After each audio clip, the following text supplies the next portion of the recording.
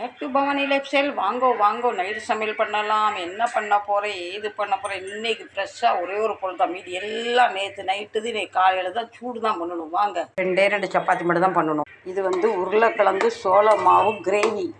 இது நானாக பண்ணலை, யூடியூப்பில் ஒருத்தவங்க பண்ணியிருந்தாங்க. சப்பாத்திக்கு ரொம்ப நல்லா சொன்னாங்க. அதே மாதிரி நானும் பண்ணிட்டேன். உருளைக்கிழங்கு பெருசு பெருசாக கட் பண்ணி அதில் கொஞ்சம் மசாலாலாம் போட்டு நல்லா ஃப்ரை பண்ணிவிட்டு அதுக்கப்புறம் சோள மாவு கரைச்சி ஊற்றி இறக்கிடணும். அவ்வளோதான். இவ்வளோ சாப்பாடு காலையில் வச்சதுக்கு சூடு பண்ணிடலாம். இது நேற்று நைட்டில் வச்சு சிக்கன் கிரேவி. ரெண்டையும் ஒரே நேரத்தில் வச்சு ரெண்டுமே டப்பர் தான். இது ஆகாது. டைமை செட் பண்ணிடலாம்.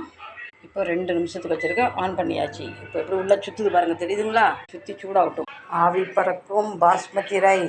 சிக்கன் நல்லா சூடாகல, அதை இன்னும் ஒரு 20 செகண்ட் வச்சுட்டேன். நம்ம உருளைக்கிழங்கு சோள கிரேவியில் கொஞ்சம் மல்லி இலை. இப்போ நான் டேஸ்ட் பண்ண ரொம்ப டேஸ்ட்டாக வந்திருக்கு. சப்பாத்தியும் 2 சப்பாத்தி கல்லில் இது பிஸ்கிக்கு சிக்கனும் முட்டையும் வேக வச்சுருக்கேன். அப்போ நைட்டு சாப்பாடு அவளுக்கு இதுதான். இன்னைக்கு உங்கள் வீட்டில் என்ன சாப்பாடு, எங்கள்